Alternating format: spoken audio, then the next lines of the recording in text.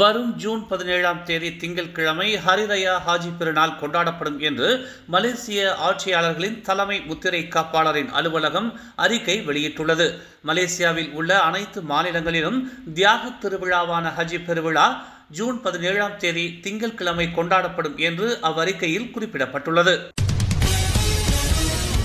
பினாங்கில் உள்ள சுங்கை பகாப் சட்டமன்ற தொகுதி பக்காத்தான் ஹராப்பானின் பாரம்பரிய தொகுதியாக இருப்பதால் அதற்கு மதிப்பளித்து அத்தொகுதிக்கான இடைத்தேர்தலில் தேசிய முன்னணி தனது வேட்பாளரை நிறுத்தாது என்பதை அது உறுதிப்படுத்தியிருக்கிறது.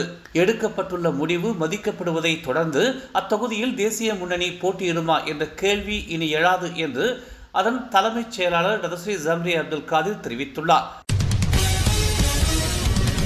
பூடி மடானி ரொக்க உதவி திட்டத்தின் கீழ் 30,000க்கும் மேற்பட்ட தனி நபர்கள், விவசாயிகள், சிறு தோட்டக்காரர்கள் ஆகியோர் வரும் திங்கட்கிழமை தலா 200 வெள்ளி உதவித்தொகையை பெறுவார்கள். இது முதல் கட்ட உதவித்தொகையாகும். இப்பணம் அவர்களின் வங்கி கணக்குகளுக்கு அனுப்பப்படும் என்று நிதி அமைச்சு தெரிவித்துள்ளது. BSN வங்கியின் எந்த ஒரு கிளையிலிருந்தும் அப்பணத்தை அவர்கள் பெற்றுக்கொள்ளலாம். தங்களின் மை கார்டை அவர்கள் உடன் கொண்டு வர வேண்டும் என்று தெரிவிக்கப்பட்டுள்ளது. இவ்வாண்டின் 2வது அரையாண்டில் லா நினா என்னும் வானிலை மாற்றத்தை மலேசியா எதிர்கொள்ளும் என்று தெரிவிக்கப்பட்டுள்ளது. இக்காலகட்டத்தில் நாட்டின் பல பகுதிகளில் கனத்த மழை பெய்யும் என்றும் இதனால் வெள்ளம் ஏற்படும் ஆபத்து உள்ளதாகவும் நிபுணர்கள் எச்சரித்துள்ளனர். நவம்பர் மாதத்தில் வடகிழக்கு பருவமழை பெய்யலாம் என்று எதிர்பார்க்கப்படுகிறது. அந்த பருவமழை ஆரம்பித்தவுடன் நாட்டின் பல பகுதிகளில் வெள்ளம் ஏற்படலாம். அவ்வேளையில் லா நீனா வானிலை மாற்றமும் ஏற்படும். இதனால் வழக்கத்தை விட அதிகமான அளவில் மழை பெய்யும் என்று எதிர்பார்க்கப்படுகிறது. இது அடுத்த ஆண்டு முற்பகுதி வரை நீடிக்கும் என்று சொல்லப்படுகிறது. கரையோரங்களில் மட்டுமில்லாது நாட்டின் உட்புற பகுதிகளிலும் அடைமழை பெய்யும். கடந்த 2021ஆம் ஆண்டில் நிகழ்ந்தது போன்று கடுமையான வெள்ளமும் மண் சரிவுகளும் இதனால் ஏற்படும் ஆபத்து உள்ளது என்று தேசிய தென்துருவ ஆய்வு மையத்தின் மூத்த ஆய்வாளர் பேராசிரியர் டாக்டர் அசீசான் அபு சமா குறிப்பிட்டுள்ளார். தாம் துன்புறுத்தப்பட்டு வருவதாக அண்மையில் கொலையுண்டதாக நம்பப்படும் ஆட்டிசம் குறைபாடு நோயினால் பாதிக்கப்பட்ட ஜைன் ரேயான் அப்துல் மார்டின் என்ற 6 வயது சிறுவனின் தந்தை நேற்று மஜிஸ்ட்ரேட் நீதிமன்றத்தில் புகார் அளித்துள்ளார். தமது மனைவி இஸ்மானிரா அப்துல் மனாப்புடன் சேர்ந்து ஸ்லாங்கூர் பெட்டாலிஞ்சியாவில் உள்ள மஜிஸ்ட்ரேட் நீதிமன்றத்தில் நேற்று ஆஜர்படுத்தப்பட்ட போது அவர் இதனை தெரிவித்துள்ளார்.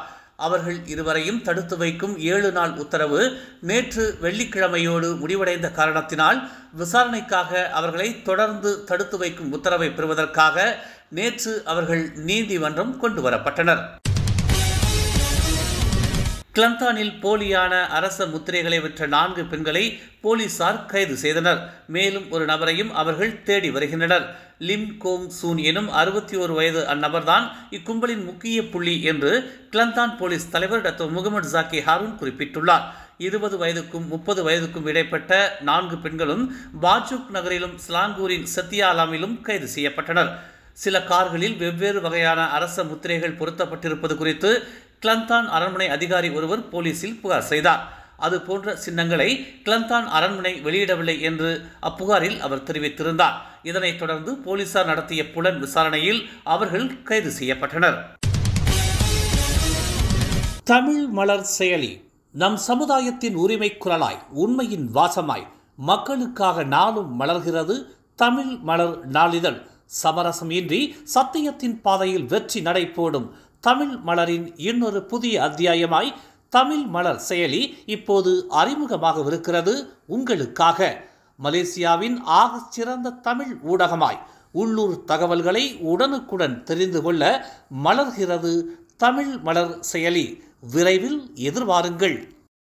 மேலும் செய்திகளை தெரிந்து கொள்ள தமிழ் மலர் நாளிதழை பாருங்கள்.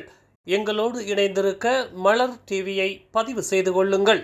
உறவுகள் மகிழ்ந்திட விருப்பம் மற்றும் பகிர்வு சேவையை சொடுக்கிடுங்கள்.